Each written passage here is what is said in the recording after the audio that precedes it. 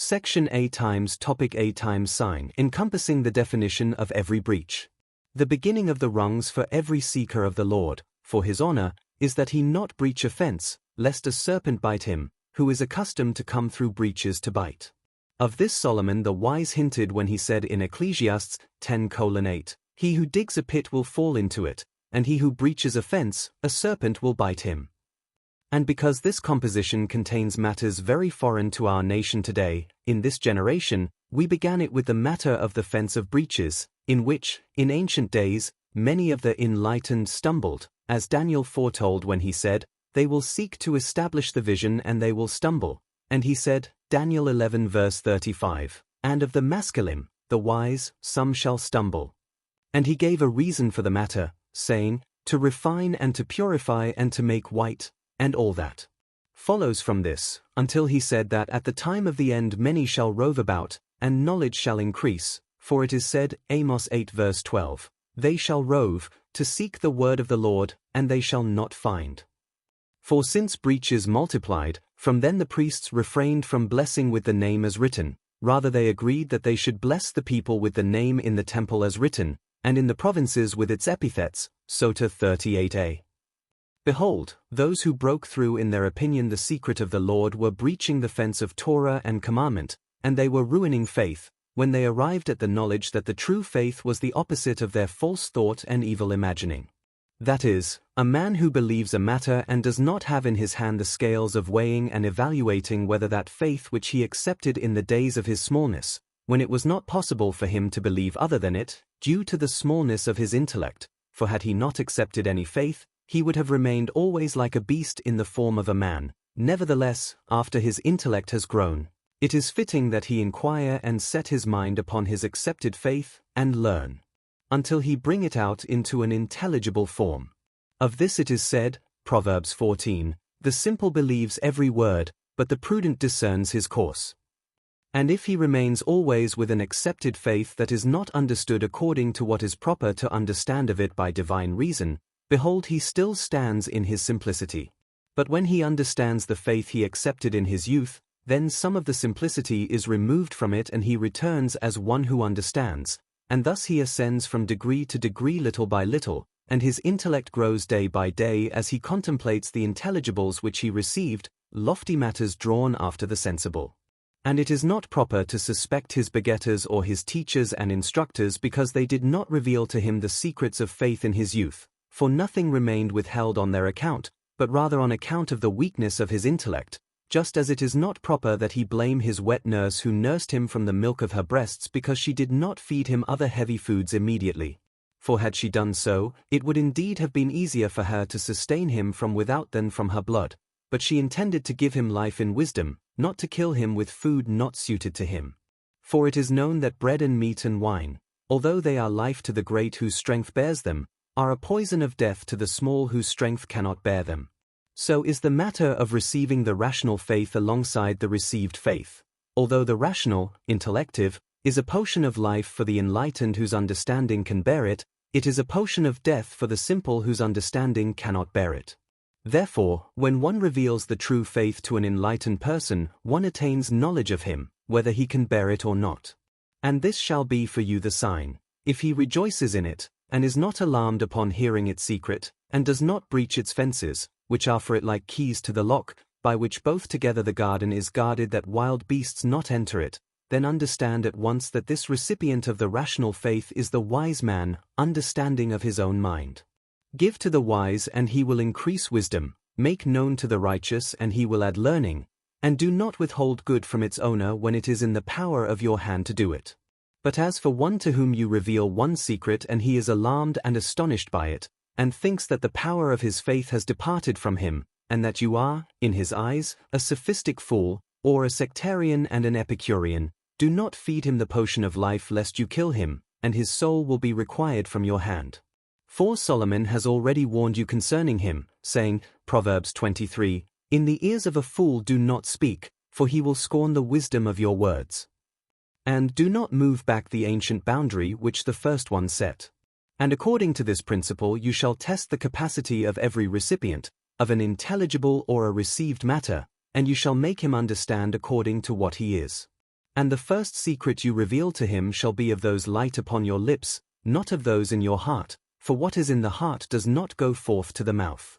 And by doing so you will give to every man his due, and you will be drawn after the ways of the Blessed One, who gives bread to all flesh, and satisfies every living thing with favor. He satisfies each living one according to his will, as he wills, according to what that one has recognized in him.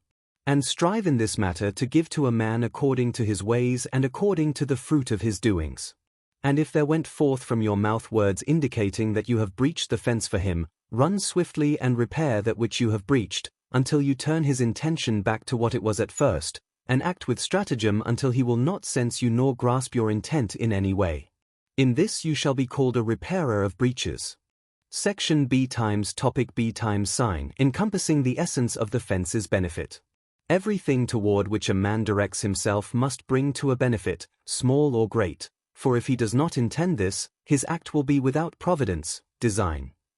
For providence indicates intention and will and choice. One who acts without them, his act is called accidental.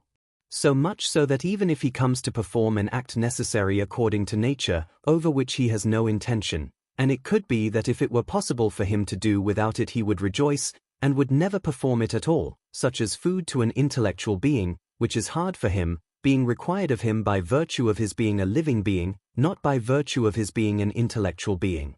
Or excretion by exchanging what you took from the food, which is necessary to maintain his life. For a time, behold, even for that act one must intend some intention shared with the natural necessity, namely, that he intend to eat the beneficial food. For nature does not compel him to eat the harmful food, rather the compulsion of nature with him, from the side of food, is only that he be nourished.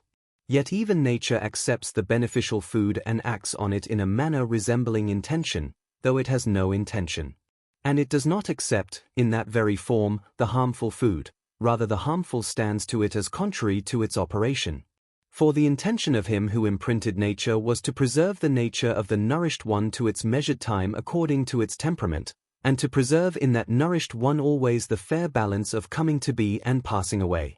And if he whose half intention, so to speak, in producing things seeks the beneficial, and passing away is necessary because of coming to be, how much more is it fitting for one whose whole benefit is his own to intend to benefit himself by his act? And if he does so, then his act will be the act of an intellectual being. And the more complete the human intellect is in the one who intends to benefit, the greater will be the benefit according to its matter, and all the more will it be stronger and more complete if some share of the divine intellectual intention joins with his intention. Then he will attain, in what is intended, the very essence of benefit. Now it is known to every complete enlightened person that the benefit which comes to him in being one who fences a breach that has been breached is, that he is saved from all kinds of possible harms. And if the breach was slight, yet many were harmed by it, and he has fenced it, then the essence of the benefit returns as more distant, i.e., far-reaching, and more precious. And if the fencing of the breach benefits an individual and the many, in their bodies or in their money, how much more if the fencing of the breach benefits the individual and the many in the salvation of souls. Therefore, everyone who is a leader of the state, or a part of its parts, or of many states, and he directs, in his actions, to order the people of his generation, and institutes ordinances and decrees to fence the breaches of the generation, and raises their secrets from level to level, until he reaches the benefit of profit of the nation's wealth, and from there to the benefit of their being tranquil and at peace and healthy in their bodies, and from there to the benefit of their inheriting wisdom, which brings to the life of souls everlasting. Behold, this man, by doing so, has reached, he and all who listen to his words and follow after him, the ultimate of ultimates in benefit. For if the essence of every benefit, in general, is good, by necessity this benefit is that he arrives at that for which the human being was created in the lowly world. If so, the essence of the last benefit among all benefits, and the most precious of them, is the attainment of the latter, eternal life, toward which every earlier and middle benefit was intended to bring about this last one mentioned. And if it has been reached, the supreme intention in them is complete, and if not, then the intention has failed and has been in vain. And it is known that he who places the ultimate benefit within the whole of existence, shared with the existence of man, intends always to bring it out into actuality, and if it is curtailed or lacks in existence such that this mutable, perishable person does not reach it, behold, it may be that another will reach it. For this the species is preserved, that this one should attain and complete the deficiency of that one. If so, from the side of the intender it is clarified that the essence of the ultimate benefit stands realized for some of the individuals of the species. Section C times topic C times sign, spelled in your text as, encompassing the recognition of the existence of benefit. There is no doubt that after the first intention, there was intended the existence of benefit, for since the act is beneficial, benefit is necessary and must be found. And if its existence for a small part of mankind suffices, nevertheless by its increase it is more precious to the receiving community, just as it is necessary that human individuals exist, though it was possible that these or others exist before they came to be, yet after their coming to be, it is said of them that they are necessary in existence with respect to their cause, and possible in existence with respect to themselves. And he who was their first cause for bringing them into existence was he who intended their end, and he depicted the essence of their benefit according to their essence, standing first as possible in their beginning of existence, and necessary and compelled in their end, by virtue of his having brought them forth. And all this is according to those who believe that the existence of every individual is portrayed, designed, by his emanator, that is, that he who intended to bring him forth intended, by necessity, the existence of his benefit, and he obligated it to be found, before him, or with him, or after him, i.e., at his separation from the lowly world. Just as we see that he intended to bring forth for him his needs and benefits in this world. And for those who believe that all this is by nature, their sense perception has compelled them and their intellect has obligated them to concede that this ordering resembles an ordering by intention, even if, according to them, there is no intention there falling upon it. And we have no need to dispute them in their thoughts, for our intention is far from their intention. But if not for the recognition of the existence of benefit, nothing would be sustained. As you would say of food, it is necessary by nature for every nourished being, and if there were not in it a necessary benefit for its sustenance, it would not exist. Now the five senses that encompass the faculty of sensation are for the living being, for his benefit. Some of them are necessary, meaning, without them he will not be sustained even a moment, and some are beneficial but not necessary. The necessary are the two that are very near to his life, taste and touch, and the beneficial are the three, more spiritual than the former, sight, hearing, smell. For if a man does not see, it is possible he will live, and if he does not hear, or does not smell, he can live. For the breathing in the nose is not smell. The breath, in which life depends, is not of the senses. Proof is fainting, even if he does not smell, he breathes, and if he will not breathe for a brief moment, he dies. But if he does not smell all his days, he will not die because of this. For the matter of smell is that one smells a good scent, or a bad scent, or an intermediate. Breathing, then, is something else, it is not smell. But if he does not taste, we might have said that he, too, can live without taste, since food is not taste. However, we see that one for whom the food has no taste, his appetite is not aroused to eat, and he cannot pass his nourishment through his gullet, and if he passes it, he will vomit it, for his stomach will not bear it, and this will be the cause of his death. Therefore we know that taste is partnered with food, as food is necessary for his life, so taste is necessary for his life. Likewise with the sensation of touch, not that one who does not touch, his flesh and blood die. And if they, which are the dwelling of life, die, behold, all the more the rest of the body is dead, even when the flesh and blood live, how much more after their death? If so, behold, the necessity of the existence of benefit is a necessity of the living being while still alive, and so in some other matters. Section D times topic D times sign, encompassing the reason for the necessity of the beneficial. Because benefit is necessary according to the intention of him who brings forth the possessor of benefit, as we said, it might appear that the necessity is the reason itself. But with good inquiry it becomes clear that the reason is other than the necessity. For if necessity could be removed, its existence would be for nothing, and if there were a necessity not beneficial, the emanator, who acts with intention and will, would not have brought it forth. Rather, the reason for the necessity is that it is proper to seek, Why was this wondrous thing necessary in the benefit of that particular thing? And the giving of this reason belongs among the ways of the secrets of Torah and the secrets of existence. Here its general matter, know that reason here means cause. And whoever has understood that the one who is necessary in existence by virtue of himself, blessed be his name, is the first cause of all existence, will have understood that all things have causes necessarily. For existence flows from cause to cause until, from the first cause, it reaches a found thing that is not a cause for anything, it is an end for all the causes. And everything between the first cause, which has no cause, and the found thing that is not a cause is, by necessity, causes and effects, that is, agents and patients.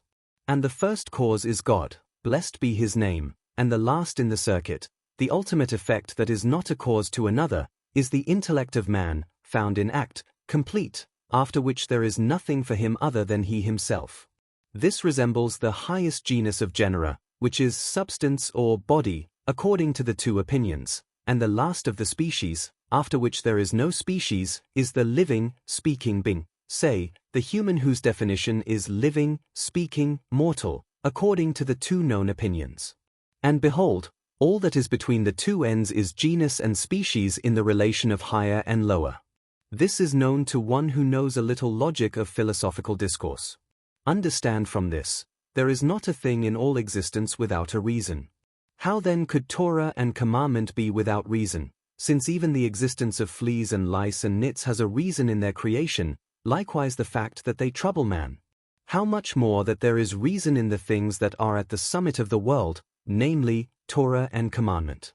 And the men of wisdom have written in their books that every deed has four causes for its existence: matter, form, agent, efficient cause, and end, final cause. And they explained that the final cause is the most noble among them, and for its sake the other three exist. If the end is not reached, the intention of the one who has the end is not complete. If it is reached, his intention is complete. If so, the reason for recognizing the beneficial is clarified, to reach that which the owner of the end intended. For first he made the thing, afterward he brought forth for it its benefit, afterward he brought forth for it what is necessary for its subsistence, afterward he brought forth for it the end. If so, the end is the cause of the necessity is the cause of the benefit is the cause of the existence of the thing, meaning, nothing is brought forth without a benefit. And the necessity of the existence of the emanator brought him to bring forth the found thing and its benefits, and that which is necessary for it in order to reach the end of his intention, which is the first cause and is, itself, the last. Section E times topic E times sign, encompassing the loss in the absence of the fence. We have already mentioned that every fence is intended by the one who fences, and since it is intended for its benefit, and the benefit arrives by guarding the fence as it is properly intended, so harm arrives by the absence of its intended benefit. And as the benefit of the fence will be great according to its essence and nature, or small, so too the absence of that benefit, in its measure, retroactively causes loss of oversight and governance according to their greatness and smallness in proportion. And after we have completed the parts of the first section in their details, we will make known, in general, why we intended to mention them at the beginning of this composition, which almost a thinker would think is not of the subject of the composition's intention. The truth of our intention in this is this: know that the end of the ends of man's existence is in this world, in order that he apprehend the first intelligible, which is the first, supernal intellect that apprehends every intelligible beneath it by apprehending its own essence, which includes all their essences. And the more each apprehender increases in apprehending him, he will be more precious and exalted before him, and beloved and pleasant to him, than one beneath that apprehender among the apprehenders of our days, and he will be more resembling him than the other.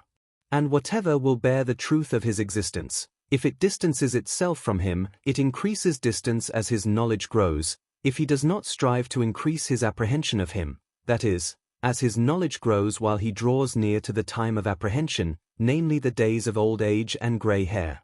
If he ages without giving to his old age its due, which is wisdom, as it is said, Job 12 verse 12, with the aged is wisdom, and with length of days understanding, and he increases to cleave to the vanities of this world as he draws near to his natural separation from it, behold he increases a certain constriction, narrowness, day by day, and this man, if he has grown old and thinks himself wise, behold he is an old and foolish, ECCL 4:13. And if he thinks to say, behold, I keep what my Maker commanded me by guarding some of his commandments, he must be roused from his sleep, and if it is the sleep of drunkenness, better that he be awakened with the bellows of the smith than that they leave him to sleep the sleep of the world and not awake. That is, they should make known to him that, after he has grown old, the time of old age is not a time for transgressions to be diminished from them, and thus he keeps by this the commandments of his Maker, as he thought, saying, behold, the transgressions for me are already dead by nature, and there is no need for the warning of my Maker. For since the cause of the transgressions is the evil inclination, truly the imagination, which acts much in the time of youth and little in the time of childhood, there is none for us acting in the time of old age to bring a thing into act, and if it has an existence in the heart of the old, it is, most often, in potency, i.e., in thought, not in act, for the faculty is weak to go out into act. For the bodily, near cause of sin is the boiling of the blood, and the old man, his blood is very cold, he is without strong heat. Already the power of the black bile has overcome him, whose nature is cold and dry, and the dust seeks its share, which is most of the body composed of it. And all the hard things in the body, bones, sinews, cartilage, nails, hair, and the like, which do not feel in their life are dead even when the blood boils, how much more after? And because of them the deeds whose movement in them is near are done, and therefore the movements of the old weaken at the time of old age. Since it is so, what transgressions shall the weak old man do? And if you say, he can sin with his mouth and his heart, since the transgressions are found in the first three places, heart, mouth, and deed, then hear my intention in this in the second section. As for the commandments which he thinks to fulfill, known that they all are drawn after the one unique command, which is the secret of the first utterance in the 10 utterances, and also the transgressions all are drawn after the second utterance. And our sages of blessed memory said, Sifrei, Shilach 15, whoever admits idolatry, it is as if he denies the whole Torah, and whoever denies idolatry, it is as if he admits the whole Torah. Behold, you already see that the whole Torah hangs on the first two matters. And if a man does not recognize which thing is called idolatry, in general and in particular, he will not know to deny it in his heart, and if he denies it with his mouth, this is not sufficient for completion, though it is good, and the merciful one desires the heart. And it is impossible to grasp the essence of idolatry in the utmost degree of grasping except through the grasp of the knowledge of the glorious and awesome name. And since this grasp is not fitting except for one who is aged, in wisdom and in number, for he will, by wisdom, grasp the truth of things to their clarity, and, by number, grasp the weakness of idolatry and the strength of the Lord, they agreed to transmit it to the worthy and to withhold it from him who is not worthy. And since not all opinions are equal, they fenced breaches, and said that the knowledge of the name requires many conditions, so that the knower of the name not think that he has exempted himself from all that necessarily preceded the knowledge of the name when it is in his power to do. Rather, what is proper is to guard the two guardings, for this upholds that, and that upholds this, like body and soul, each needing the other, and like the letter with the point, vowel, for their existence is together at one time, even though the letter hints to body and the point to soul, for the pointing moves the letter, and the letter is moved, and the knowledge to move them both. This resembles the intellect that directs the body and the soul together. Therefore, when a man wishes to transmit or receive teaching concerning the knowledge of the name, he must transmit it to those who fence breaches. Even if they did not find written commandments anywhere, their powerful natural intellect would decree that they institute them from their own mind, for fencing the breach resembles the giving of the commandment. This, by human intellect, that, by the partnership of divine intellect with human. And since this is so, all the more that this complete recipient will not breach any fence, but will strive with all his might to fence the breaches at the place that is breached, according to the generation and the time. Part 2, its letters. Its divisions are 5 and its topics 5. Its name is part times sign times topic times sign, encompassing all the commandments. Every commandment among the 613 commandments that Moses our teacher, peace be upon him, commanded us by the word of the Lord, as it is said, Deuteronomy 33 verse 4 Moses commanded us the Torah, an inheritance of the congregation of Jacob, is, as a whole, bound with its fellow in the secret of, which in gematria is 611. Likewise, bound. And it is written, Deuteronomy 10 verse 20 The Lord your God you shall fear. And likewise you shall fear from your God, this is the secret of fear of heaven. And it is written, Proverbs 1 verse 7 The fear of the Lord is the beginning of knowledge, wisdom and discipline fools despise. Now know that from the 613 there remain 2 commandments, and they are the 2 extremes. The first extreme is at the utmost height, beyond which there is no higher. This is the secret of knowledge of the name. And if you think to reach its end, you would need to be a separate intellect, and this is impossible for any being of matter.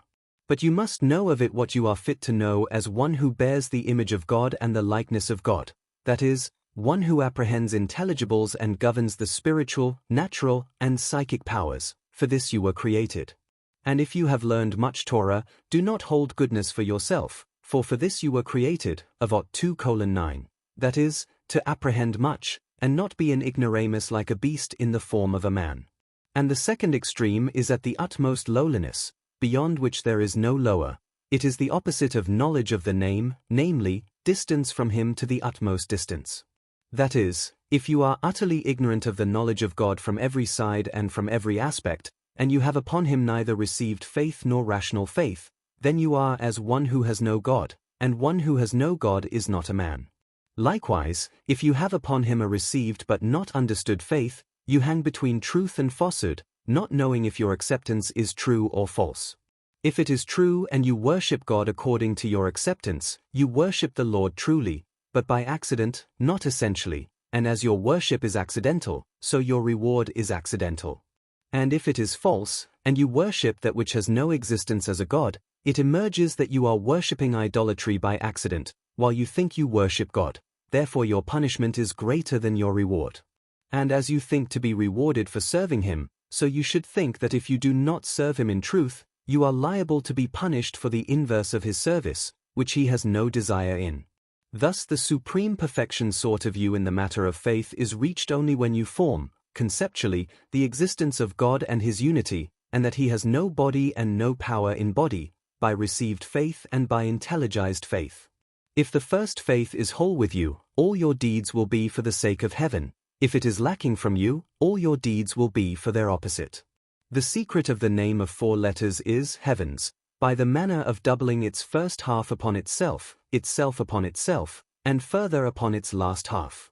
But its half upon its half, and its half upon its half, this upon itself and that upon itself, the Lord is his name. And when you set it full in its pronunciation upon his name, and it yields blood, you will find the secret of male and female he created them, and this is of the 15 special names, 7 of them whose sign is, and 8 whose sign is, and these are the 2 attributes, truth and fear. The first comprehends knowledge of the Lord, this is the attribute of truth, the second comprehends fear of the Lord, this is the attribute of fear. Now, after you form these 2 extremes, faiths that are not suspended in actions, you will form that the Torah is the middle between them.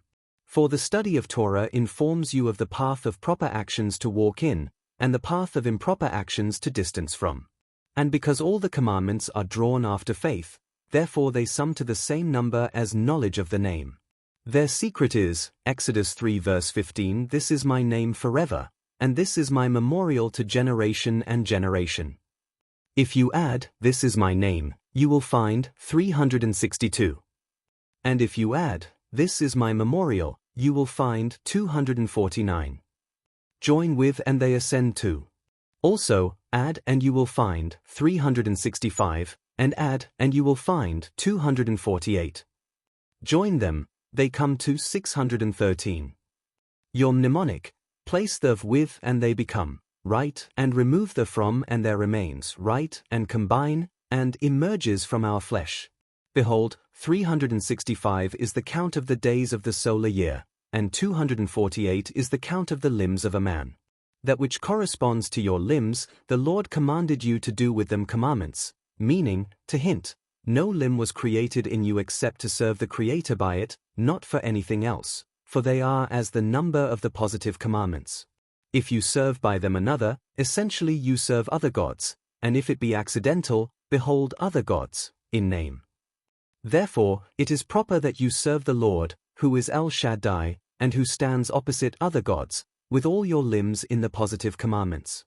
And if you act with understanding of God, then your service is complete. All your limbs will move in all their movement after the intention of perfecting that end which is singled out among all your ends, even at the time of your commerce and your eating and your drinking, upon it you will set thought, and time will not mislead you with its vanities to follow it in your deeds, except accidentally or by the necessity of human nature. For this reason, the negative commandments were as the number of the days of the sun, 365, to intimate that you not do your deeds according to the vanities of time. And because the sun is recognizable to all the more, and the lofty matters of human beings revolve from year to year, and even the totality of days is changed, so the limbs of man are counted by the solar years, hinting thereby to warn the bodily limbs, whose states turn and change from time to time, in the likeness of the imagined sensible pleasures. Thus they are all vanity and grasping at wind, passing in their hour like morning cloud and early dew that goes, and they have no enduring residue. In the matters of the individual man, neither essentially nor accidentally, save a small imagined instant. Now, all the commandments with which we have been commanded came to us like preliminaries to apprehension. If there is no preliminary, there is no intelligized apprehension. If there is no intelligized apprehension, there is no complete faith. If there is no complete faith, there is no established service. If there is no established service, there is no reward collected. And if there is no reward collected, the created being has not completed the truth of his creation. The parable, one who did not go to the market did not acquire food, and if he acquired and did not bring it to his house to prepare, he will not cook it, and if he placed it in a bowl after he cooked, if he reached that point he will not eat it, and if he ate it, he will not live by it, and if he ate and lived by it, he reached the end of his intention, namely, that he ate in equal measure and median quality and lived by it. So with the commandments, if he did one of them and left another near to it by nature, he will find that he has ruined the first, and if he fulfilled the second, he must yet fulfill its neighbor. Of this they hinted, Avot 4:2, one mitzvah draws another mitzvah, and likewise with transgressions, transgression draws transgression. Of this they hinted there, the reward of a mitzvah is a mitzvah, and the reward of a transgression is a transgression. And if he ascends from mitzvah to mitzvah, whether from small to great, or from great to great, it is possible that the secret of the last end will be made complete for him. And it is known that one whose intellect is perfected will guard all the commandments to all his ability. For if they had not existed, he would have innovated and brought them forth. How much more now that they do exist, complete, impossible to innovate better goods than they forever. Therefore one must not add to them and not diminish from them. And if you say in your thought, after a man is in the degree above them, which is the last end, knowledge of the Lord, what need is there of them henceforth? Behold, I have shown you that man needs them all his days. For we were not commanded upon them merely to keep them, but to stand in their power against the evil inclination, and to strengthen the power of the good inclination. And since the two inclinations do not part from man all his life, behold, if he does not keep the commandments, the divine intention in him will be overturned, and perhaps his nature will rule over his intellect at some time, and he will ruin all he has gained all the days of his life. Further, you see from the Blessed One that although he created his world, according to the plain sense of Torah, in 6 days of creation and completed it, he did not leave it without providence, but guards it always still. So too Torah and commandment, even if you reach an end of one of them, you must guard its detail and its whole, with complete providence always. And the proof, if you do not study always, you will forget what you learned. So if you do not do the commandments always, the strength of your good inclination will weaken, and you will not feel it. What shall I add to inform you concerning the whole of the commandments? For I know that if you are a man of intellect, you understand the intention of the Lord in all the commandments after this indication hinted in this second part, and if not, whatever I will say in your ears concerning guarding the commandments, I am before you like one who plays music before idols. And after I have made all this known to you, I will complete for you its matter with what I knew to make known to you in this book concerning how the old man can sin with his mouth and with his heart, namely, in the matter of speech and thought. Since speech is the distinction by which man is set apart from other living beings, and thought is also of man's special properties, and among the most noble of his properties, it may be thought that their sin is greater than the sin of one who transgresses in actions, and this is true from one side. I will inform you of all this briefly. No, a man ought to be judged according to the matter in which he can complete the desire of his Maker, more than at a time when he does not complete his desire, more so than to judge him according to a matter far from his Maker's desire. And the matter nearer to the Lord's desire is more than the matter of doing good. The proof, the blessed Lord, although his speech was perfect in itself and his thought perfect with him, until he brought out his speech and his thought into act, in the work that he made for every living eye to see, his perfection was not made known. And although he has no need of this, behold, we see that he desired this, and he made that the created ones should see his wondrous deeds. For if not for his deeds, who among those that apprehend would apprehend him? And even though the deeds too are shared with the apprehenders, and the apprehenders too are made, he has made known to us that we have no apprehension of him except by our looking upon his deeds, which testify to his exaltedness. So, by way of parable, in the matter of the old man, although his strength has already weakened, he has already done deeds. If they were good, it is recognized from them. If evil, it is recognized in them, and there also follows after them. And if he says with his mouth what is not fitting, the hearer will ascribe to him the evil deed and call him an evil man. And if he says a good thing, he will ascribe to him righteousness and call him righteous. But his thought, in it there is only imagination, and if he sins in it, being ignorant, he has indeed passed beyond the intention. However, he is judged only for the deed. For if he thought to commit a transgression, he is not seized upon his thought until he brings it into act, while in good, the matter is the reverse. Of this our sages hinted, Kedushin 40. A good thought, the Holy One, blessed be he, joins to the deed. A bad thought he does not join to the deed until one performs the deed. This is among the attributes of mercy. Therefore the end, thought and spoken, is not recognized except by the act, and the act brings the end into actuality according to what was spoken and thought. For the man of good intellect, I have already encompassed for him the secret of the general of all the commandments, in few words, according to the matter. Part times topic times sign, encompassing the essence of the benefit of the commandments.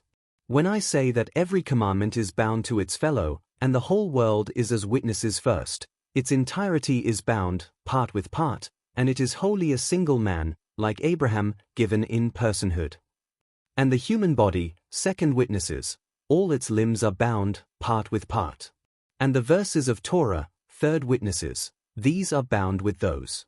From this is known the secret of the essence of the benefit of each and every commandment, just as is known, from the connections bound together as mentioned, the essence of the benefit of their existence and their interconnection.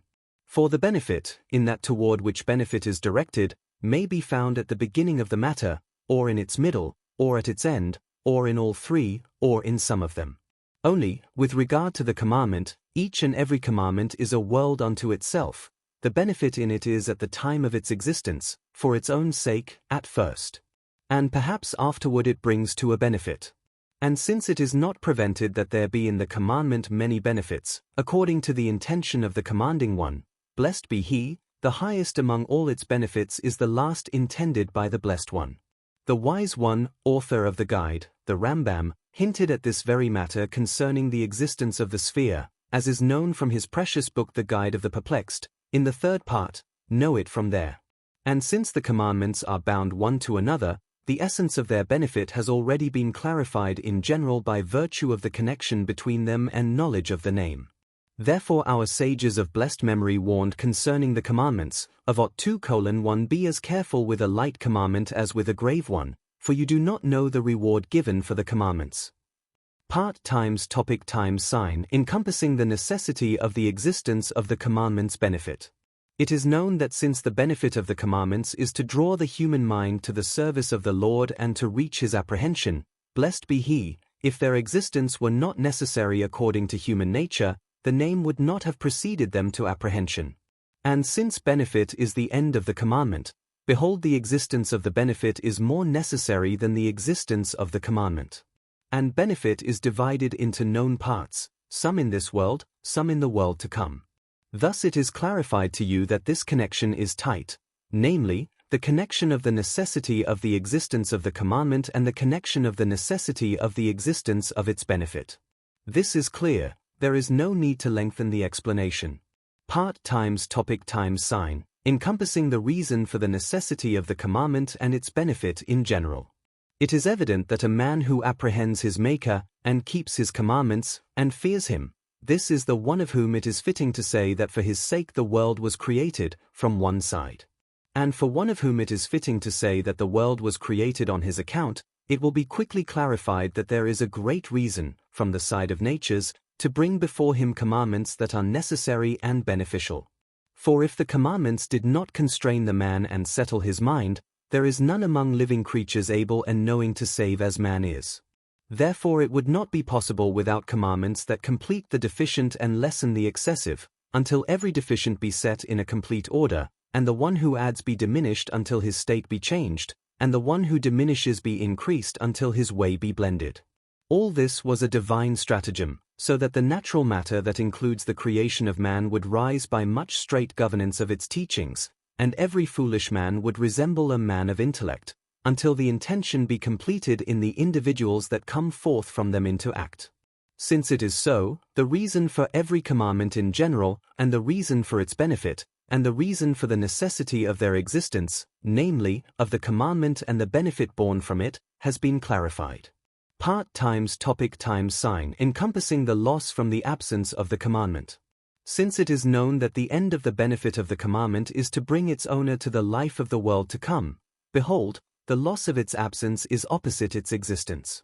Of this they hinted, of 2:1 calculate the loss of a commandment against its reward, and the reward of a commandment against its loss, that is, know that as the benefit is great, so its loss is great. And how great is the loss of the commandment, in that it is the cause of the loss of the life of the world to come, which is a loss whose lost thing can never again be found forever, just as what has been gained for its sake can never be lost forever. And after we have set forth the 2 first chapters mentioned, on a matter that is necessary and also useful to our intention, we will return to speak further of the 8 remaining parts, with the help of heaven. Part 3, the signs of its letters. Its parts are 2 and its topics 2, and the word is Son. Part times topic times sign, encompassing the secrets of the tongues, languages. Every tongue that is found spread among each and every nation must be understood not as existing by mere human nature, but in order to transfer the thought intended in the soul, from the soul of this person to the soul of that other person. And the tongue, with the 5 places of the mouth, is an instrument fitted to perform that intended transfer. And by tongue I mean the agreed language of a nation. Now it is known and public to all that the tongues are many, no fewer than 70, for the nations that differ in their statutes one from another are likewise no fewer than 70. And if they are more, it is not impossible, and it is not far-fetched, and if it were so, that the nations were more, then necessarily the tongues would also be more. In that case we would interpret the received statement that there are 70 nations to mean many, for the term 7 or 70, and things of the 7ish sort, bears in our language the sense of plurality.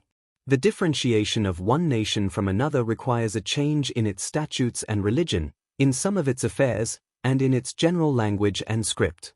However, the matters that are found in the soul of each whole nation and in the soul of another, both in general and in particular, all go out from a single source, and it is possible to speak of them, in general, as having one first general intention. What is found in them from the side of nature does not change in them from its own side, save accidentally. And it is known that the accidental is, for the most part, shared between will and nature. The natural matter cannot be changed from the side of nature, and if something changes in it at rare times, and by the divine wondrous will, it will be by the hand of a prophet, to validate his prophecy by a portion from among the portions of natural existence, and it will never be that this occurs across the whole world, for that is impossible, and what is impossible has a fixed nature that cannot be changed. Sometimes the change will be of necessity, without the righteous one's prophecy, but even this will not be except by some apprehension from among the apprehensions of the glorious one, and by the compelling power of speech shared between man and God, that is, to inform those who see the change that occurs in the land when it occurs. Yet such a change cannot stand perpetually as altered from what it was imprinted with at first, rather there will be a second change in its returning to its nature, to its first statute, and in its return, the wonder will be established and confirmed, that it was indeed a wonder. This also occurs in the heavens, in the particular motion of some part, not in the general and not in a portion of the corporeal parts, meaning, that a single star change from its natural state?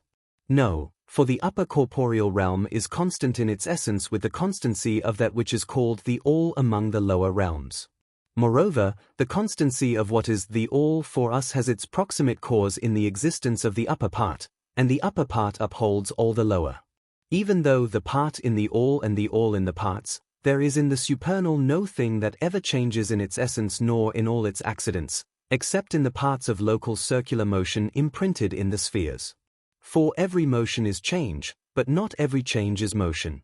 Now, the necessity of the existence of differences among the nations began from the difference of places, upper and lower.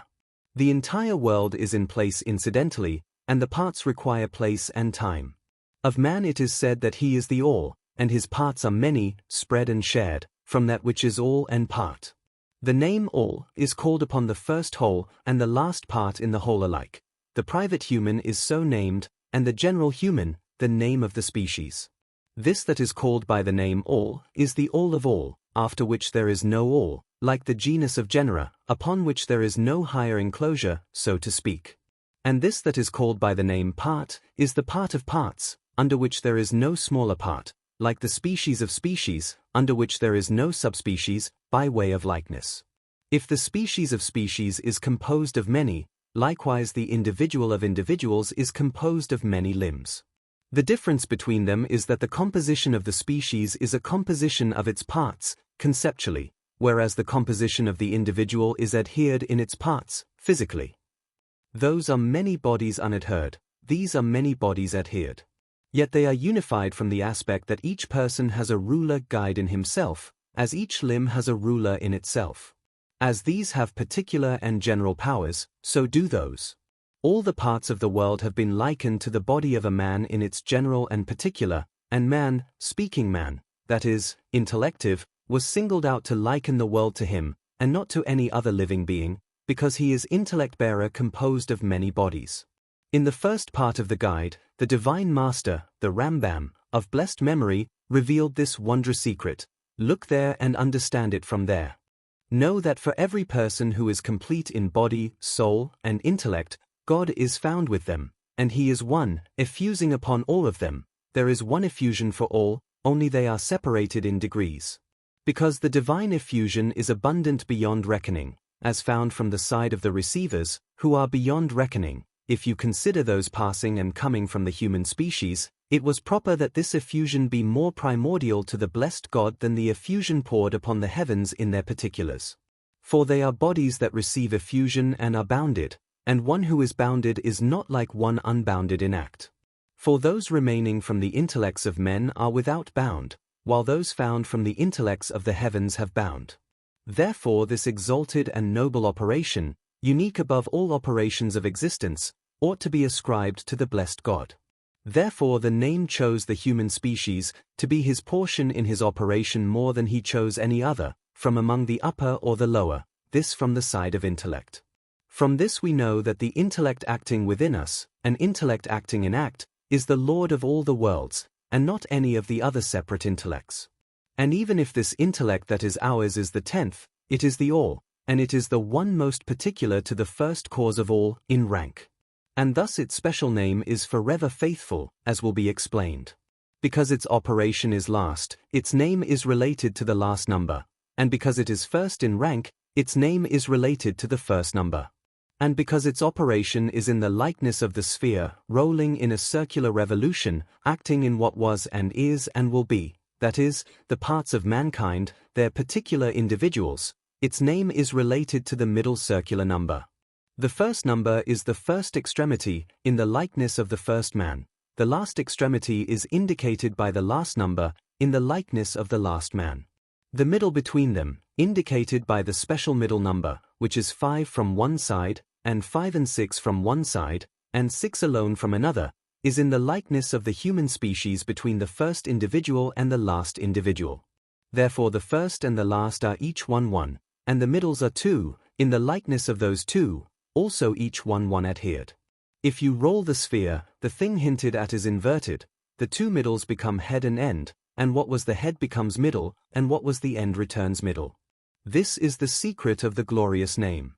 Know that from this existence prior to the nations and the tongues, it follows that nations revolve in dominion from this one to that and from that to this, and it follows that providence turns among them in the likeness of the cherubim and the flame of the turning sword, dwelling east of Eden to guard the way to the tree of life. And the turnings of the name there necessitated the turning of knowledges and forms, and the changing of nations and the exchange of their statutes. Moreover, every circular or straight motion is turned in the likeness of the inverse of the motions of the special name, and the materials of existence have been likened to the material of the name, which is the letters, the material of speech. And just as the material of existence is found in 5 places, the 4 elements and the heavens, so speech is found in 5 places of the mouth. Since forms are some particular and some general, it follows that the motions in existence are also general and particular. All this follows from the name, that its motions are likewise general and particular. So too all the motions of the tongues roll in a uniform figure within 5 primary motions, the 3 watery, circular ones, west to east, east to west, and their inclinations to the 2 sides, right and left, even though the circular motion includes all 3 and is, in essence, 1, and the 2 elementary straight ones, from above to below and from below to above, even though straight motion includes the 2 and is 1. Thus motions as a whole are included under the genus of genera called motion, with 2 first divisions, circular and straight, which are species of motion. Under circular are 3, eastern, western, and inclined. Under straight are 2, ascending and descending. So these are found in speech itself, in their likeness and image. Because what is found in every tongue was necessitated by what is found in the world, and because motions are accidental matters, they require a guide to guide corporeal bearers. That guide must be divided into 2 parts. One guides while moving with the one guided, and one guides without moving with the one guided. It follows that in the vocalized letters, the vowels, points, are like the forms of the motions. A third matter, called ta'amim and nigunim, cantillation and melodies, are to the letters and vowels as souls. They too move with them when they set them in motion, only their motion is accidental, while the motion of the letters is essential. This necessitates, for all of this, a guide who does not move, who sets all in motion from outside, that is, he is separate from them in essence and effuses upon them in providence. This is the human intellect, which sets all tongues in motion, and itself does not move, neither essentially nor accidentally. That is, the human intellect acting in the human species, in act from its side and in potency from theirs, it is what changed the tongues, after they had been one thing, understood to every speaker. Even now it is one thing, only it is not understood to every speaker. The cause of this was the scattering of the nations, as alluded in the secret of the division, General 11 he scattered, and from there the Lord confused. For when you find this nation in India and that one in Kush, 2 at the utmost distance one from the other, and this one's tongue accords with its surroundings, and that one's with its surroundings, and this one does not see that, and there is no commerce between them, this distance of place is a cause that this one does not understand the tongue of its fellow. For it has already been clarified that tongues are conventional, while speech is natural and not conventional. Its nature does not compel a man to bring into act what is for him in possible potency in speech and in the arts. If they do not teach a man, he will never know them. These are things found in man in possible potency, they are not to him like youth and old age, which are in him with a necessary potency that will go out into act, and he has no preventer but the lack of the form alone. Therefore those matters do not come to man by learning and habit alone, but from nature, yet the knowledge of the arts and the understanding of speech are powers of the soul that require a bringer out from potency to act. If there is none to bring them out, they will never come out. Since man is intellective in potency by his nature, if they teach him, he receives, if not, not. And because he analogizes matter to matter, even if he has not learned, after he sees one who has learned and he pictures his matter, it is possible he will perform an act similar to his by accident, without study, or he will compose one act with another and generate from them a third, since all is drawn after the natural matter. Thus you will find 2 extremes, nations close to one another, this one will know that one's tongue, and that one will know this one's tongue. It may spread greatly in one nation and little in the second, or much in both, so that a hearer of their speech thinks this is that, or little in both, so that the difference between them is recognizable. But those far at the extremities will not understand one another. Now, what happened to the tongues happened to the elements. Though for tongues it occurred by agreement and the cause was distance between them, and for elements it occurred by nature, yet the cause is one for both, namely distance. For the element whose parts are near to the other returns to be it, and it is it in its parts as well. Therefore it is easy for fire to turn to air and air to fire in their near parts, and likewise air to water and water to air in their near parts, and likewise water to earth and earth to water in their near parts. But earth and fire, their conversion is hard in their places, because between them is the utmost distance, and it is easy when they are in proximity. This follows from the fact that the matter of the four elements is one matter, first for all four in general. So it occurred to the tongues likewise, because they too all have one matter, namely speech in general, whose parts are the 22 letters. The scattering that befell a particular nation, spread over the face of all the earth, caused it to forget its tongue, and to speak according to the tongue that is near it in its pronunciation. This became a cause that, in the end, the excellence of speech would return to its former state when that particular nation gathers again in a particular place. That gathering will include all the tongues that are in the earth, and will be a cause that all speak in a language agreed among them. All the tongues will be composed in a single composition. Since the end of language is to transfer intentions from soul to soul, when time lengthens they will not know, the possessors of the composite language, which speech was of which tongue, so that that language will not be divided into two. This is a matter close to a first intelligible. We see today with one who speaks with his young household in two languages and habituates them, so that they think that everything they hear is but one language. Although it would be fitting to lengthen further in the secrets of tongues, and we could reveal wonders in their matters, yet we would need a length of words and many preliminaries to verify their secrets with clear demonstrations. What we have said here in general suffices, according to the intention of brevity of this composition. Part times sign. We have already made known general matters regarding tongues, and explained that the divine effusion moves them all and is the cause of their existence, bringing them from potency into act. If so, we must ask whether they are all equal before him or not equal.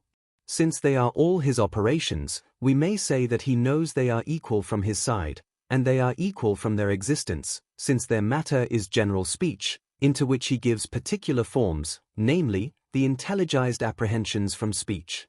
And after apprehension is one, all is one.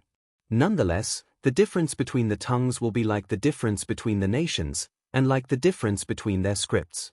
It is known that any nation that possesses Torah, commandments, just statutes and laws more than others is more honored before the one who effuses upon all. And the more a nation distances itself from the general religion alluded to, the more it is distant from the first cause of the effusion of religion, which is the divine effusion that moves general speech. It has become public among the nations that our nation is the first nation that received Torah from the mouth of the Mighty One, and no nation denies this. What all admit and has become public needs no proof. If so, he whose matter was, before the emanator, more eminent than his fellows, his language is also more eminent before him than other tongues. The proof, in its language, to this particular nation, he spoke all that he spoke, and in its script he inclined to write all that he wrote. Furthermore, that which is said to have been written by his hand upon 2 stone tablets, whether the matter be literal alone, or the revealed and the concealed together, and both be true, or one of them, was written in the holy tongue, the tradition of this has continued to this day. If one says, it was true, but he saw the nation unworthy of that rank, and he exchanged them for another nation, and changed its statutes and commandments, and came and withheld them and removed its script, behold, the one who says this is, in his own eyes, testifying to its eminence and to the eminence of its script against his will. After he has conceded the principle, he then comes and objects to it, because he sees the lack of the 3 ranks in it today. Even if we would not object regarding the sensed lack, for if we denied the sensed, we could not verify the intelligized, since the sensed is prior to the intelligized by nature, even though the intelligized is prior in rank, as clarified in the ways of the 5 preliminaries, still we will admit the truth, that today the three ranks are lacking from us. But not as if one of them had fallen to another. Rather, the matter is like one who had with him a precious pearl and wished to bequeath it to his son. While he was teaching his son the ways of wealth so that he would recognize the pearl's worth and it be precious in his eyes as in his father's, the son angered his father. What did the father do?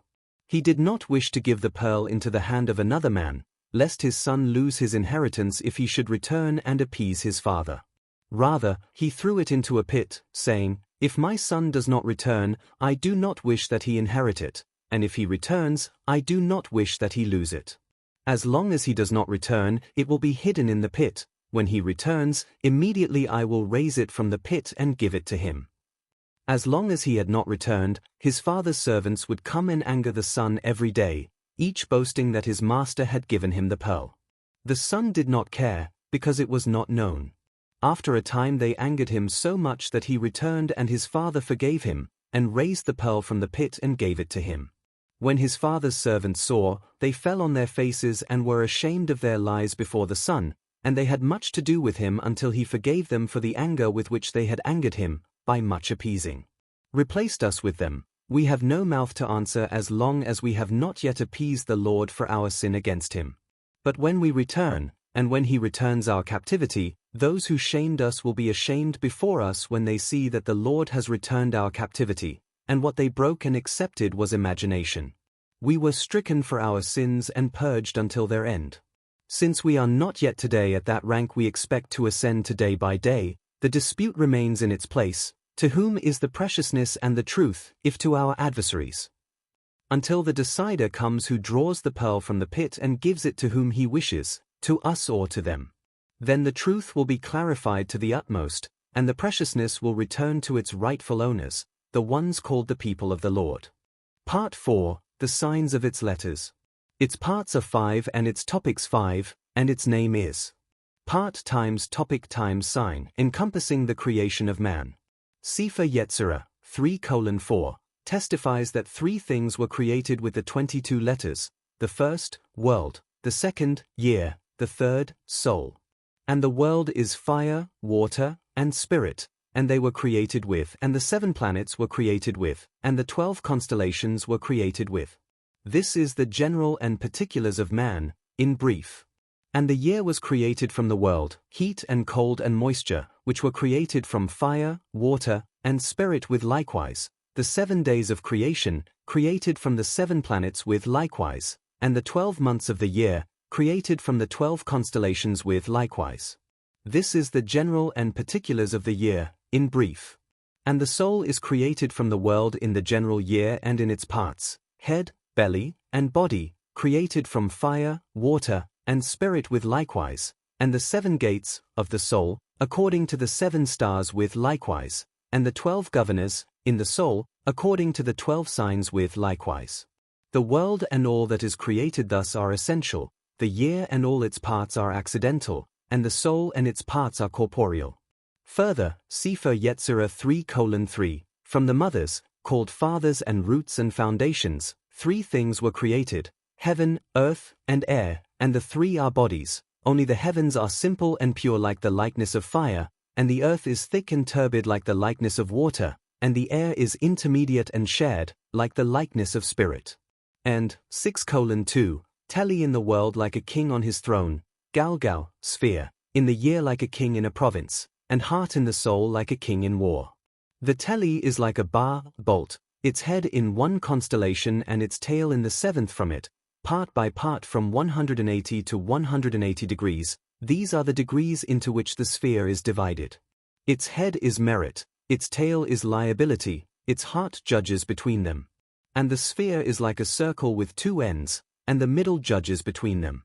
And the soul is one power added to the essence of the body, it moves the body essentially and is moved with it accidentally, that power's dwelling is in the heart, and it is the form of the heart, therefore it is called heart. And the soul is also called blood, and the heart stands by the power of the blood, and blood is the first thing formed in man.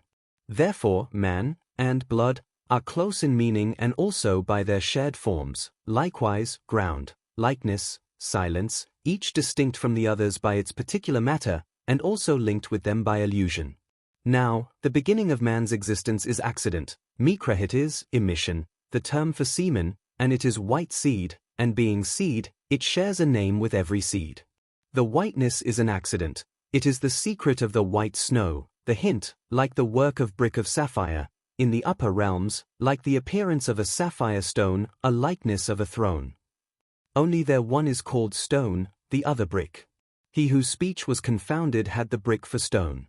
The relation of brick is weak. It is material easy to be acted upon and to come to be, and easy to change and to perish, a thing composed by artifice, the work of human hands. This is the relation of the first lower matter. The relation of stone is strong, matter hard to be acted upon and to come to be, hard to change and to perish, a thing composed by natural operation, its operation not sensed nor imagined but intelligized, the relation of the first upper matter. The Master, may his rock preserve him, hinted at them where he indicated the secret of the form of human apprehension, saying, Genesis 11 verse 1, the whole earth was of one language and of one set of words. He came to teach that apprehension is present in man in potency through the words in him, and when the intention is equal in all his powers, those effused upon him, the apprehension is one and equal, and the property of wordedness is wholeness without division in judgment. This is the secret of one language and one set of words. They further hinted that these powers have movement in the place of light, and from there they have a descent, and it came to pass, as they journeyed from the east, Mikedem, they found a valley, Genesis 11 verse 2. Our sages hinted, Bereshit Rabbah 38:7, they journeyed from the ancient of the world, that is, the light of the intellect, ascribed to the east, whence light goes out to the world. A valley in the land of Shinar, they expounded, a land shaken free of the waters of the flood, from the Lord shook Egypt. I have received that it hints to the return of the intelligibles to youth in the place where youth is, therefore, and they settled there, they did not move from the way of childhood and black hair, the time of confusion of the verbal power. Thus he called its name Babel, for there the Lord confused the language of the whole earth, and the first intention for apprehension was ruined. Therefore they said, prepare the thought of gathering, and gathering has its cause in intellectual order, hearing of the powers one to another, one following after the order of the other. But scattering is by the inversion of intentions and opinions. After truth's apprehension was far from them, and they took brick for stone, and bitumen for mortar, how could they build the places of gathering, the city, the place of the sum of all powers, and the tower, place of the ruler over them, the verbal power aligned with the head? As they hinted, and a tower with its head in the heavens. He indicated that if there falls confusion among intentions, the wish can never be completed. Since the one who apprehends ought not to think, concerning his apprehension, to make a name for himself, nor to seek apprehension in order to receive reward from it, for this is service not for its own sake, the intellect decrees not to apprehend at all. He punished the powers thus, to not hear one another, and to not gather together. Of this it is said, General 11, come, let us go down and confound their language, that they will not hear each his fellow's language. And immediately he punished them, the Lord scattered them over the face of all the earth. This entire matter, even though we have hinted at its secret, the verses do not depart their plain sense. Since nothing compels us to believe it is a parable and not literal at all, we first accept the plain as it is, where nothing prevents nor contradicts it. Afterward we expound it according to what it bears in the way of the secret. All that is expounded in the way of the secret indicates deeper wisdom, more beneficial to the particular man than the teaching of the revealed, for the revealed was written to benefit the general populace, who lack weighed judgment to distinguish between truth and falsehood. This does not benefit the man of understanding who seeks particular success in the verbal power.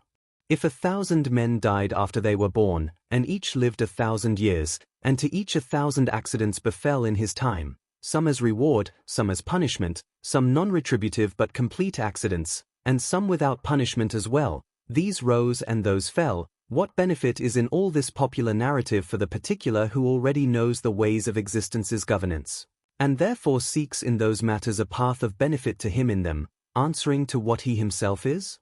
He also knows that the author intended to complete the two extremes in his words, wherever it is possible to do so in this hint. We have sensed testimony of the scattering of the nations and the change of the tongues, We have intelligized testimony that the matter occurred as it ought.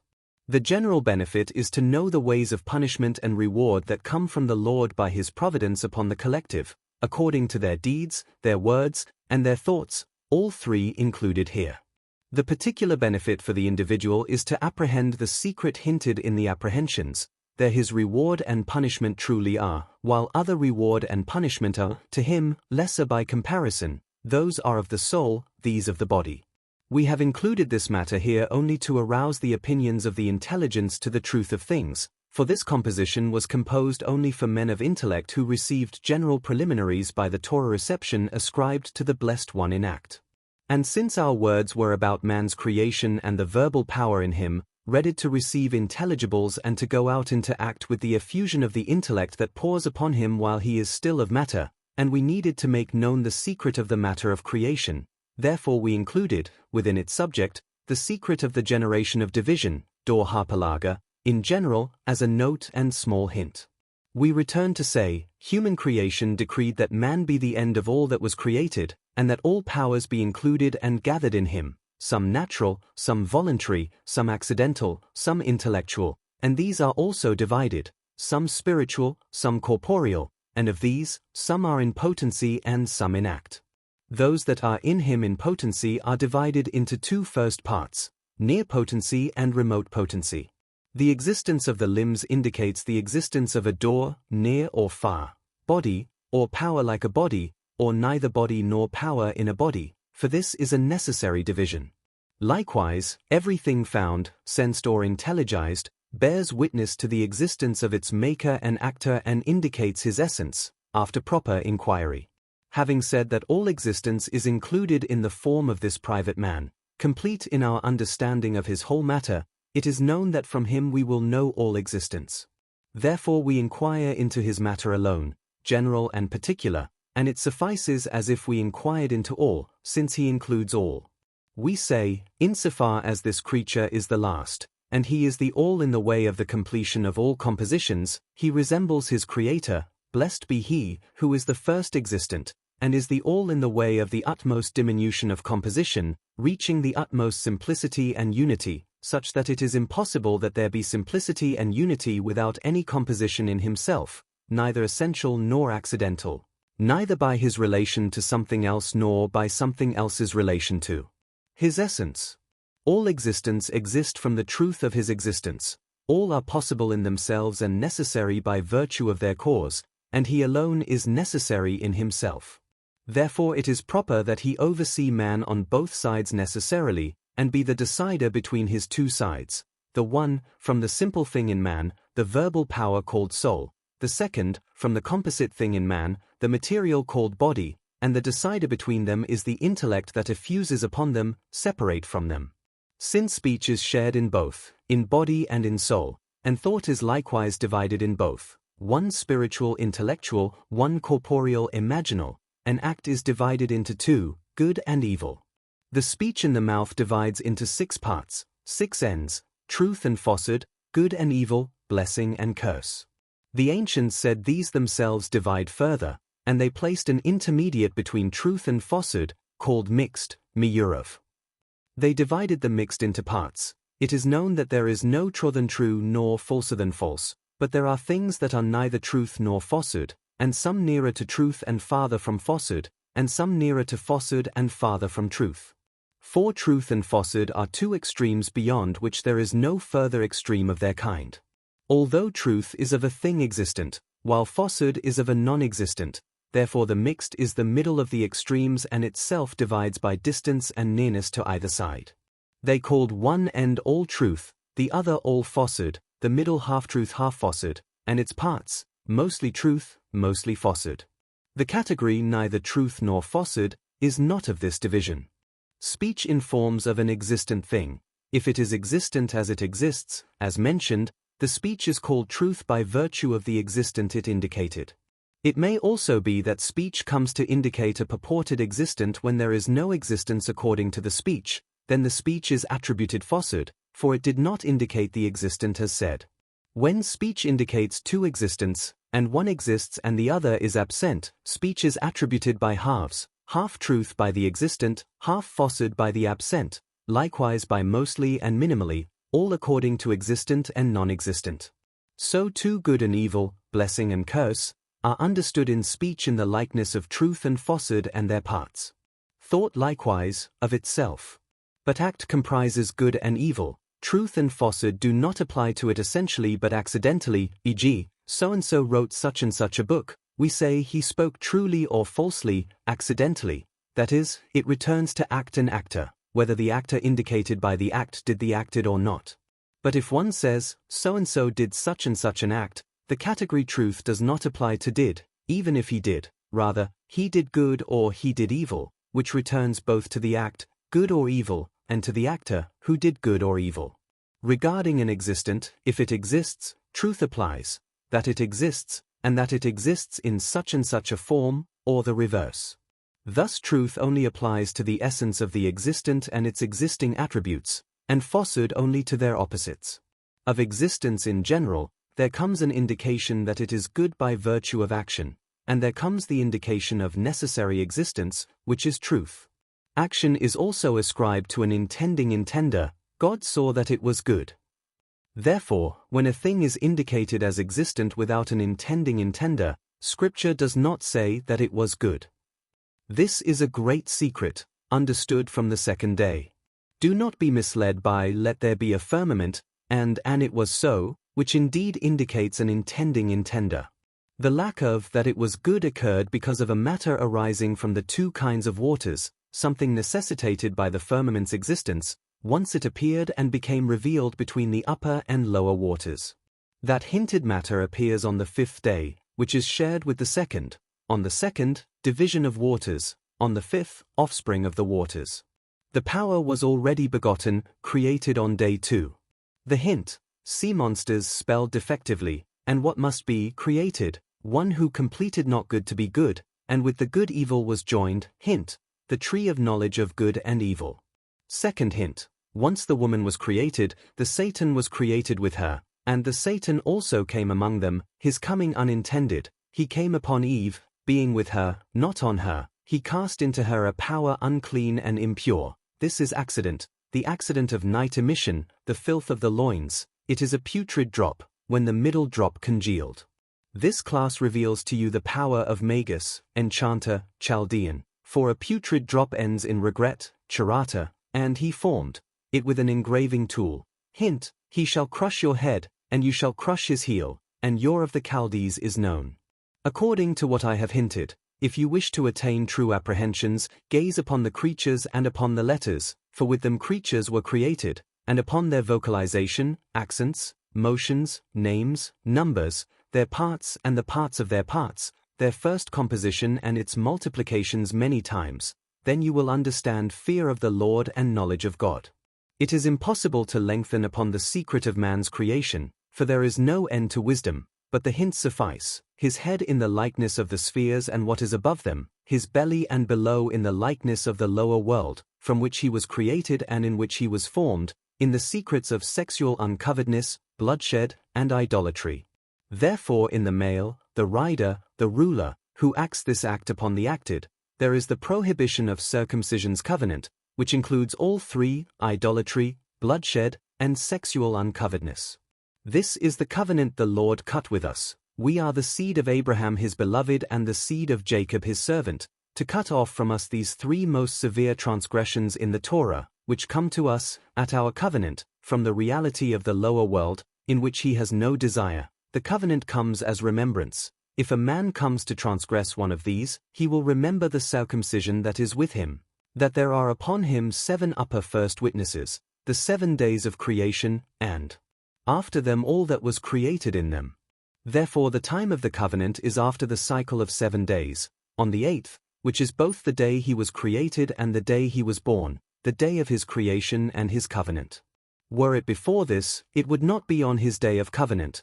Were it on his day of covenant, though he could not yet bear it, the creatures would not be witnesses upon him, and he would be worthy not to be judged on any day of days. He would escape in some place of existence and have times to sin and escape punishment. And were it after 8, it would need to be on the 15th day of birth, existence cycles 7 to 7, in the secret of 7 sephro turning in measures, and the name in them judges his world, the sevens and sevens divide, these to purpose, those to void. The reasons of the Master, Rambam, for circumcision are known at the end of Guide 3, know them there, they are of another form, exalted and noble. Concerning this, however, it is said, Deuteronomy 31 verse 28, I call to witness against them heaven and earth, and all that follows. These 3 transgressions come to indicate the 3 sephro known in Kabbalah, thought, wisdom, understanding, which are wisdom, understanding, knowledge. The 3 indicate what must be believed regarding the name. Blessed be he, wisdom decrees not to worship idolatry, understanding decrees not to shed the blood of one created in the image of God, knowledge decrees not to uncover nakedness, to exchange power with a foreign, alien power not of its kind. Human nature decrees that man and his wife are in the likeness of the entire species, and each in its kind. One who exchanges resembles a species that exchanges its kind. This is alien to nature, all the more to knowledge which is beyond nature. His pair is in the likeness of his own self and flesh, any other is alien to him. The name cut a covenant not to draw near to the alien, and for the uncircumcised to flee likewise. Therefore he hinted in Passover, which comes to distinguish between the bloods, Leviticus 22 verse 13, no alien shall eat of it, and Exodus 12 verse 48, no uncircumcised shall eat of it. In the offering, Numbers 18 verse 7, the alien who draws near shall die. The uncircumcised is as an alien before the Lord. The secret, every heart stopped up from receiving is alien to him. Therefore he commanded explicitly, Deuteronomy 10 verse 16, circumcise the foreskin of your heart. And concerning repentance, which is the cause of redemption and the secret of ingathering, Deuteronomy 30 verse 6, the Lord your God will circumcise your heart and the heart of your seed, to love the Lord your God with all your soul, for your life. For your life indicates that the revealed circumcision is the cause of the heart circumcision, and the heart circumcision is the cause of the life of the world to come, for the heart and soul that love the Lord. Part times topic times sign encompassing the 22 letters. It is written in Sefer Yetzirah, 2:122 foundation letters, 3 mothers, 7 doubles, and 12 simples. And there it is written that with these 22 letters everything was created, as it says, 2:22 letters, he engraved them, hewed them, weighed them, exchanged them, and formed with them the soul of every formed thing and all that is destined to be formed, and up to what it says there, 22 letters, engraved in voice, hewn in spirit, fixed in the mouth in 5 places, and he mentioned the places of utterance, and the outlet of each letter according to its place. And he said they are fixed in the sphere by 231 gates, and all that is drawn after this, whence you may understand the rest. Thus the author of Sefer Yetzirah, whoever you will say he is, of blessed memory, made known to those who fear the name and think upon his name, that the 22 letters are the foundation of speech, and that speech is the 10th sphere, that is, the sphere of letters. It is the most exalted of all the spheres of existence. It is first in rank, and it preceded every sphere in existence.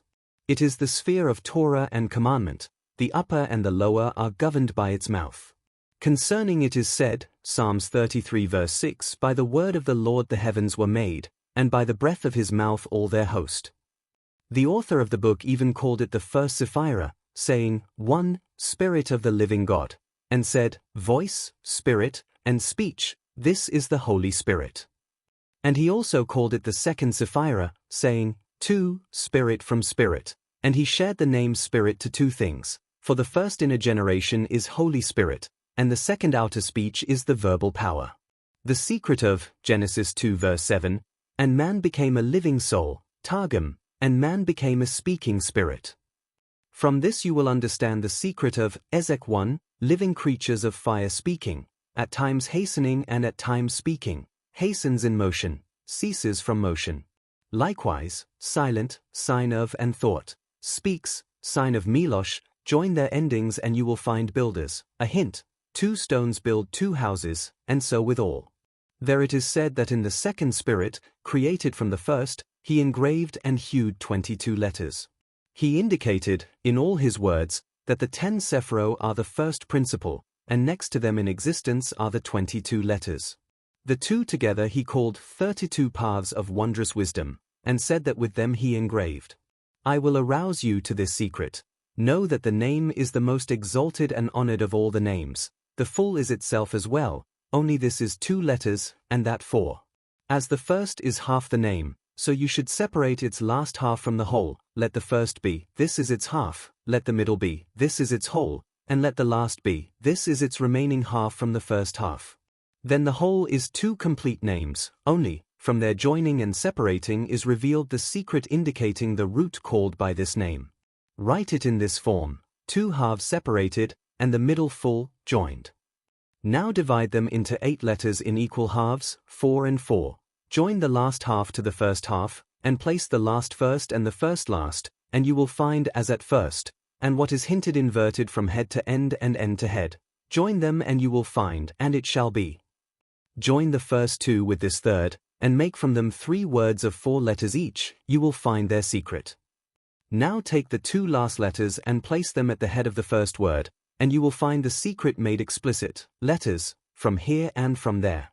This wondrous hint suffices here. Further on this secret will be completed more broadly with the help of heaven. This note is here to tell you that the first rank of the names that are not erased is this glorious name. The last rank is the name Tzavot. The author joined the first with the last. Those between are 3 ranks only, Adonai, Elohim, Shaddai. Now El and Eloah are of the matter of Elohim. The joining of with is sanctified, it is a doubling of, and the joining of with in sanctity, by inversion, is of, likewise and are sanctified. Their secret is hidden in the name Elijah, and hinted in and the God of Jacob, this is a doubling of. The halves have wonders, likewise the parts, likewise the wholes, their joinings and separations. By their ways the secret of the explicit name is known in its truth. The name has risen to 5 letters in the 2 ranks. They are 10, hence is 10. Every name attached to the name does not escape having one of the letters, the 4 letters of power, called letters of concealment. From them the essential holy name is combined. It is also written that the letters mentioned, 5 above and 5 below, their difference is little, such as, if you find intellectual power in your crown, with great ease you will understand its secrets, when separated, and from the secret of males and females you will be aroused to matters hinted in them. From what has been hinted, and from what you will hear after this, know that all depends on the 10 Sephro Belima and on the 22 holy letters. Part times topic times sign, encompassing their division. The division of the letters hinted in Sefer Yetzirah, 3:1, is triple, first 3, then 7, 4:1, then 12, 5:1. This division is according to creation. The first letter was taken from them according to the straight order of the alphabet and set as the first foundation, which is at the head of every number. There is no number before it, for before 1, what do you count? The 3 ranks in existence, elements, planets, constellations, from which all was created, were divided in the likeness of the letters, because these 3 numbers revolve in a cycle that answers one another. If you square these 3 numbers upon 3, you will find the secret of their subdivision. How? 3 times 3 is equal to 9. 3 times 7 is equal to 21. Join 9 with 21, that is 30, again 3 times. Make 36. Join 30 with 36, that is 66. Divide 6 to 3, 3, that is sphere. Its secret, like the secret of 10 letters which are the 10 Sephro, they are 6 times, your mnemonic. This is the place of understanding. Do likewise with the 7, they will come to 154, join 154 with 66, they become 220, which is 20 times 11. Do likewise with the 12, they become 264, join them with 220 and you will find my knowledge, its secret, the secret of your essence. This is the number that revolves with the 22 letters, for they are squared essentially upon themselves, which is their root, 22 by 22, and they go out from times, they are 484, mnemonic, I shall set a redemption. Between my people and your people, it is written defective, without. They are also in its secret, the order of time, in the sphere, or say, in the spheres, hence a year is born from their order, it is a part of the parts of time. The secret is in blood, and soul, and behold, a sphere, in your blood, honor your God. They are 11 times, and the secret, its matter being, once the mother of the existent is found, it suffices that there be joined to her the general thing, which is the letter, the sum of the first sephira called Spirit of God, its secret, and comes out by the substitution. It hints to 3 more ranks, ones, tens, hundreds. Now 3 squared is 9, adding the tens, with makes by the sharing of, in itself it is here 99, add the hundreds, with upon its root, it is hence. This has gone out from whose secret is, the snow beneath the throne of glory, from which is formed the dust called earth, as it is written, Job 37 verse 6, for to the snow he says, be earth. The secret of this is in and all Yetzer. On this, likewise. The secret, it is fire revealed in the moon, and the moon revealed in fire. Thus inward secrets from the letters have been opened to you. This is a hint to the all, matter, beginning in form, beginning in matter, know this. From this you will know that Metatron, the prince of the presence, who is prince of hosts, by the motion of the sphere, created the heavens. He sealed matter with form just as he sealed form with matter. Upon these you may build a great structure from their likenesses until the secrets of Torah and secrets of existence open to you. What will clarify this for you is the division of the letters. Part 4, Chunk 3/4. Part times topic times sign encompassing their general number. Know that the general number is very useful in whatever you wish to apprehend. The parable, if you wish to find by it the secret of the Shekinah's essence, you must first include its number in the necessary general. Say that the number of in general is 390. Once you have the general, keep it before you always, whether the word is understood or not, do not forget it, engrave and write it on the tablet of your heart, for it will tell you secrets of wisdom in any case. The reason, all things found in the language whose number is equal will lead your mind toward it, they will be its witnesses. For example, you say you arrived at the matter of male and female, and you wish to count the general number of both, and they too come to, you will recall immediately, for what thing did I have the number? For this and that. See how they answer one another always, and you will at once know the sort, provided you guard your mind from wild analogy. For not always is the divine intention in hidden matters. How? You wished to count androgynos, and its number came. You said in your heart, what number have I with? I had male and female, and androgynos, in the Greek tongue, is male and female. Thus the intention is the same, even though it be in 2 languages. Again, you counted, white seed, and made from it, evil body, or the Natarican drop, which is human semen, and you found that in its generality it is, Satan, that is, by necessity. You sought to count its name in another language, and you found that in Greek it is called diabolos. You counted its general number and found it is itself. The profit in this proof is great. What you did not know about the Satan written in Job 1 verse 7, or elsewhere, its secret will be revealed to you from the power of names. The spelling diabolos, if lo with cholam, its meaning is one Satan, if with shurek, its meaning is many, the demons. Thus the singular in its number is equal to the plural, in our tongue and in theirs. More will be revealed, if you know their tongue, that this name falls upon a 2-boned being, for 2 in their language is dio, and bones is bolos. There is another great secret, they call bolos by the name estudim, blocks, anvils, thus they are 2 estudim. This secret they exposed in their second language, calling the demons stivia. And the elements themselves, divided into 2, fire and spirit, 1 part rises, water and earth, 1 part descends, they called by another name with the demons, stivia. By this path you will find marvels in languages, especially in our tongue, more than all. The total number of all the letters, excluding the finals, for they are doubles, rises from 2 to 1,495, that is 1,500 minus 5. Their sign is, their total, its secret. If you add in their short value, which is 280, they all rise to its secrets. If you add them in their long value, the atbash heads, and join them with, you will find their secret, head in kingdom.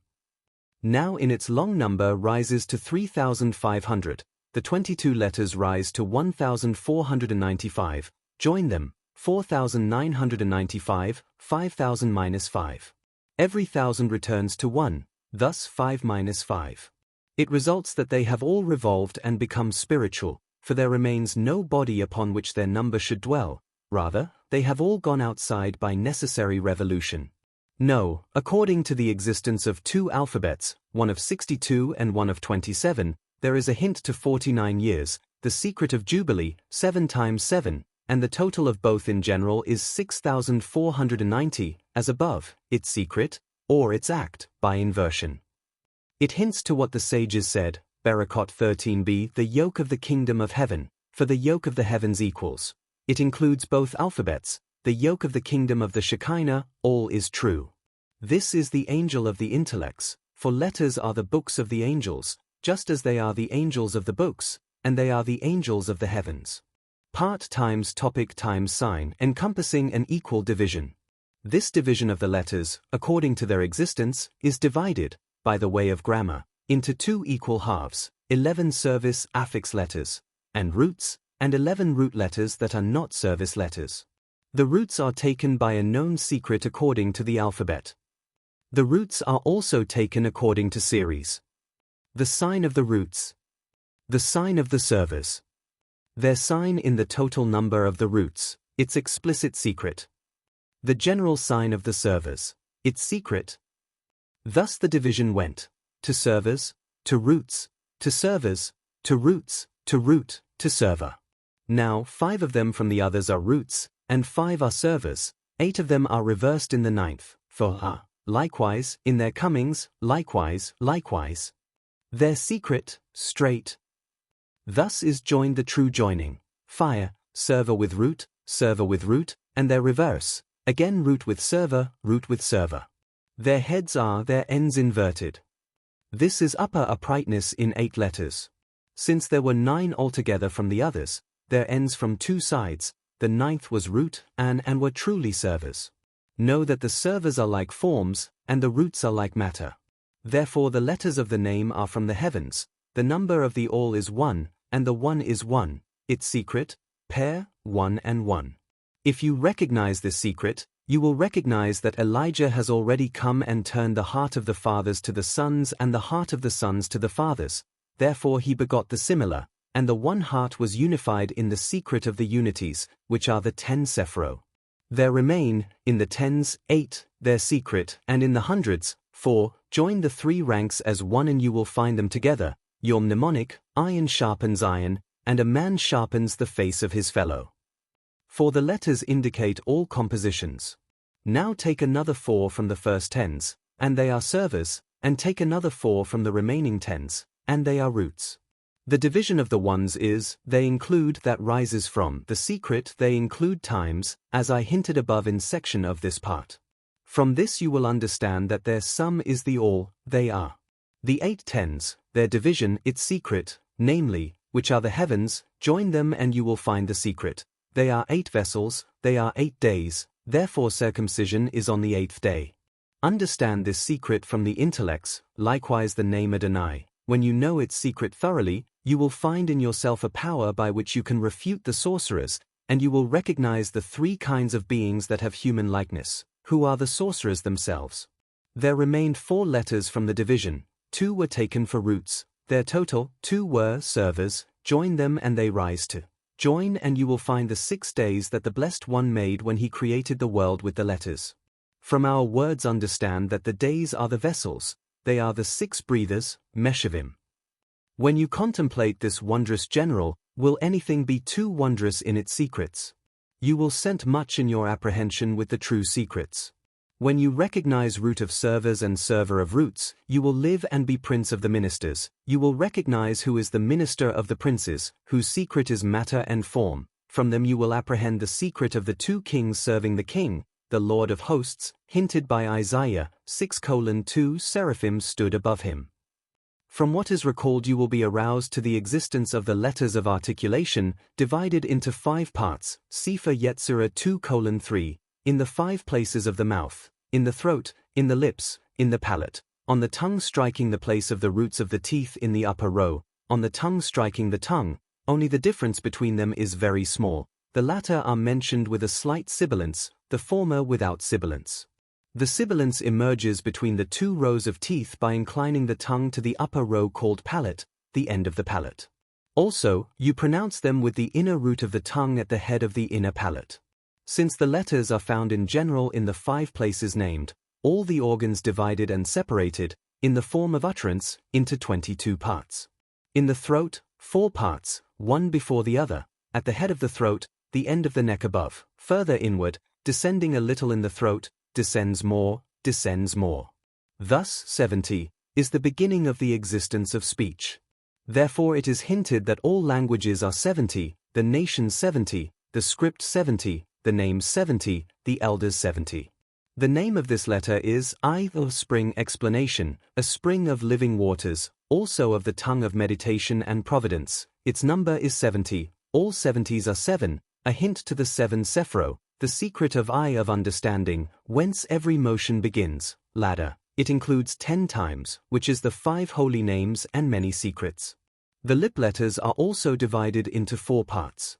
Has Dagesh and Refi. With Dagesh the difference is not noticeable, only with Refi, the Refibet is what distinguishes it in pronunciation. Resembles and much, and a little, except that is pronounced with the lower lip placed under the upper teeth, and in the teeth a man closes the mouth and produces the vowel of Vorv. Also N, with the nostrils closed, are distinguished in their utterance, which is not the case with the other letters, all for wondrous secrets that will be explained with much inquiry by one who investigates with a complete intellect. So must you examine all of them. Their order is natural, not like those mentioned, which are by agreement. For if the language be by agreement, speech is natural. This is their natural order, from the throat, from the lip, thus the 2 ends of speech, from the palate, from the tongue, thus are said from 4 places. Then the speech returns again, from the throat, from the lip, from the tongue, its 2nd place, from the throat, from the tongue, its 1st place, from the palate. Thus in the throat, 3, in the lips, 2, in the palate, 2, in the tongue, 2, and 1 in the tongue, its 2nd place. Thus in the tongue, 3, corresponding to the 3 in the throat. The rest, in the palate, in the tongue, in the lip, in the tongue, further in the tongue, 2nd place, in the throat, in the lip, in the tongue, 2nd place. Thus there are 2 in the tongue, and 2 in the teeth, thus 4, and 2 in the lips, thus 6, 1 in the palate, 1 in the throat, thus 18 with the first 10, the remaining 4 are, in the palate, in the tongue, 2nd, likewise in the tongue, 1st, likewise, thus 22 together. No, although I told you these are natural in their outlets according to their order, I did not say this for the sake of these letters and not others of other alphabets. Rather, it is known that in all languages these are the places of utterance, and their outlet is natural. Every letter in one outlet is moved by nature. Whatever you find in this man of this nation, you will find in every man of every nation. It does not change in essence, for the one called nature is the same. What changes in them is called accident. Speech in man is nature, that he speaks by combining letters is also nature. Speech comprises 3 things: name, word, act. That this man call this thing by this known name among him and his nation, and this act by this known form, and this speech in a particular phrasing, all this is variable as the pronunciation of letters in another nation. Thus know, this is conventional in every nation, not nature. But the bringing forth of voice from the throat, breath from the lips, and speech from the 5 places, the general of speech is shared in this sharing. Voice, breath, letters, pointing. The recognition of voice is shared with breath by necessity. All this is natural in every man and does not change in any of the species, except accidentally, mute, etc. Hence it is demonstrated that languages are conventional. Since this nature is ours, the master of our language came to teach us the intention of speech, and so did every composer of a language or script. No, every composed language, another language preceded it. The proof: if no language preceded it, he could not agree with another to call a thing by a different term from what was already called. How would the second understand his second language if he did not understand his first, and agree with him to innovate a language? So with script, though there is some difference between their agreements, this is not the place to explain them. From what I have recorded you may understand what I have not. My intention in this part was to notify you with some hints concerning the creation of man. I have hinted what could be explained briefly, in keeping with the brevity of this composition, in this fourth part. Some of its matter is also hinted in other parts. When you awaken to it, you will understand the whole intention, with the help of heaven.